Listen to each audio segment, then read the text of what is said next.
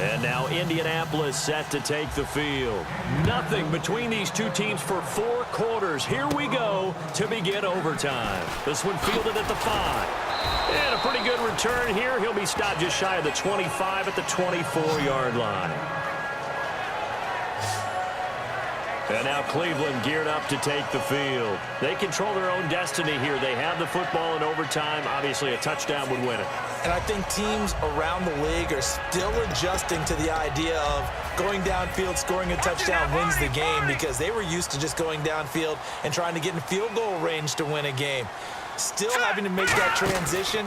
Let's face it now, the ones who are doing it best know they need to go down, attack, put the ball in the end zone, and not leave it up to a field goal and give the other team a chance. Yeah, as we said, they control their own destiny now. Defense in a good spot. Let's see how the offense responds with a 2nd and 13 now. Now a first throw here in overtime. But it's caught on the right side at Smith. And he gets this one just shy of the 40. They'll mark him down at the 39. And passing yardage-wise, now up over 350 in this game. Pretty nice performance. Definitely that, which usually means you're putting a lot of pressure on guys trying to cover. If you're a defensive back and they put over 350 yards on you, you've had a long day. The key to everything, if you're doing it without throwing interceptions or turning the ball over. And he'll get this up past the 45 to the 47. A good run there on first down, and it'll leave him with a 2nd and 2. Oh, man, that wasn't far from breaking in a big way into the secondary. Read option, quarterback kept it, and while he didn't get a first down, he did get a nice chunk of yardage. Only a nice tackle prevented it from maybe going all the way. Over the middle, and it's incomplete. When you see passes knocked down by those guys I call the frustrated fullbacks, the linebackers, you know that in their zone coverage, they were able to drop, see the ball thrown, and react to it very quickly. They'll go to the air here on 3rd and 2. And he comes back with one complete. And they're able to get this one down to the 25. A really good pickup of 28 yards.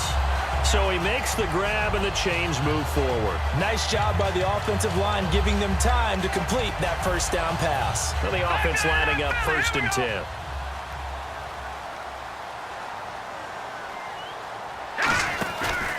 They'll run the option left. And he is going to lose yardage here. It's a loss of 2 there, bringing up 2nd down.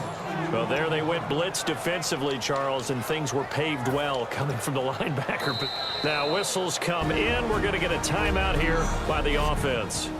They'll have 2 left here in overtime.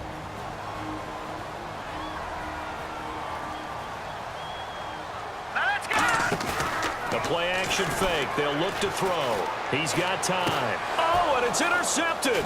A great read, and it's picked off. And the return goes up to his own 17-yard line. A costly mistake here in OT. And you know what they say when you throw an interception like that in overtime? You don't usually get a chance to throw a second one. I mean, I'm not sure the analytics on it. Let's ask Marvin, our statistician, to ring that down for us. That's typically how coaches and teams feel about it. If you throw one, you likely cost yourself the game. Here comes the Colts offense now as they make their way onto the field.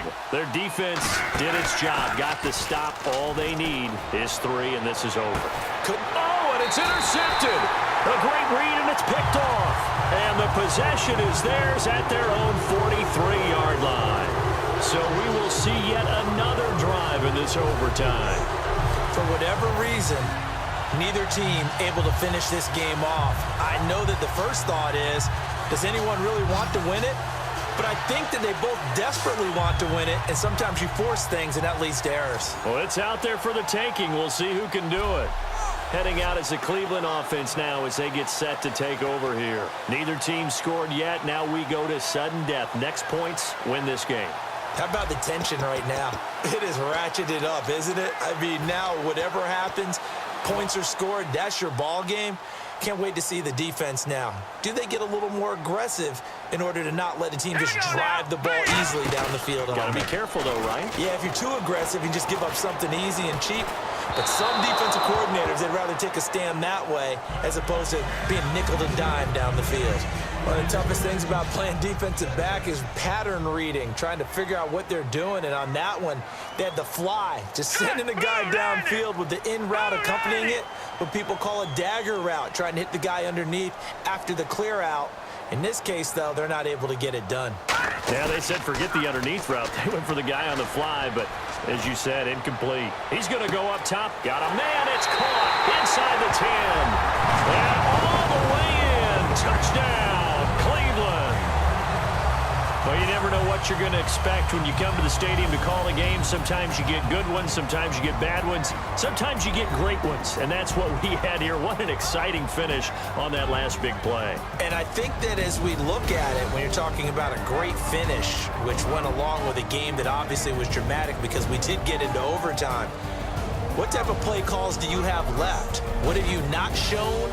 Or what have you made an adjustment to what you've worked on all the way through that's going to give you the play we saw to win the game? Because I know everyone's thinking that was something they just drew up. It might have been something they've been working on, and now they got the right matchup. And that will do it for this one. For Charles Davis, myself, and the entire crew, we'll see you in 2 weeks at the Super Bowl.